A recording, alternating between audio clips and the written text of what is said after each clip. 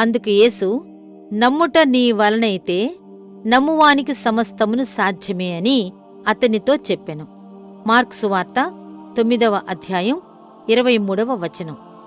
మన మార్గంలో అడ్డుపడే గొప్ప ఆటంకం మన అవిశ్వాసమే. మన ఆత్మీయ ప్రయాణం కొనసాగించటం, ఆత్మీయ అభివృద్ధి సాధించటం, ఈ రెండింటికంటే నిజమైన కష్టం మరేదీ లేదు. ప్రభువు సమస్తం చేయగలడు.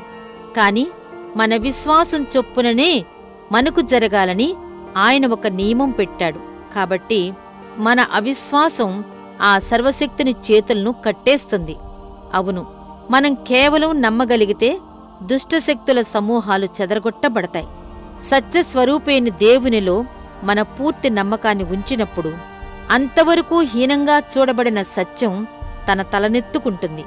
అప్పుడు మన విపరీతమైన భారాలను మనం భరించగలం. నిరపాయకరంగా శ్రమలనే అలలను దాటి వెళ్ళిపోగలం. మన నడుములను సమాధానమనే దట్టితో కట్టుకునేటప్పుడు నమ్మకం అనే చేతులతో దాన్ని బిగించుకోగలం. ఈ లోకంలో దేనినైనా నమ్మలేకుండా ఉండగలుగుతున్నామా? దేవునిలో తప్ప మిగతా అన్ని విషయాల్లోనూ సులువుగానే నమ్మకం ఉంచుతున్నాం. దేవుడు ఎప్పుడూ యథార్థమైన వాడైనప్పటికీ మనం ఎందుకు ఆయనలో నమ్మకం ఉంచలేకపోతున్నాం? ఆయన ఎల్లప్పుడూ తన వాగ్దానాల ఎడల నమ్మకంగానే ఉన్నాడు. మనం ఆయనను నమ్మలేకపోవటం ఏమిటి? మన హృదయంలో అంతా సరిగ్గా ఉంటే ప్రభువులో విశ్వాసం ఉంచటం అంత కష్టమైన పనేమీ కాదు. ఒక చంటిబిడ్డ తన తండ్రిని నమ్ముకున్నంత సులువుగా మనం దేవుని మీద ఆనుకోగలం.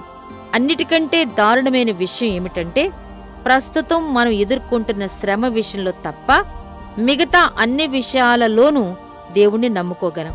అదెంత బుద్ధిహీనత! నా ప్రాణమా, అలాంటి పాపాన్ని విదిలించుకుని రా. ప్రస్తుత పరిస్థితులలో నువ్వు మోస్తున్న భారం అంతటి విషయంలో, నీ ప్రయాసం అంతటి విషయంలో, నీ ఆశలన్నిటి విషయంలో నీ దేవుణ్ణి పూర్తిగా నమ్ముకో.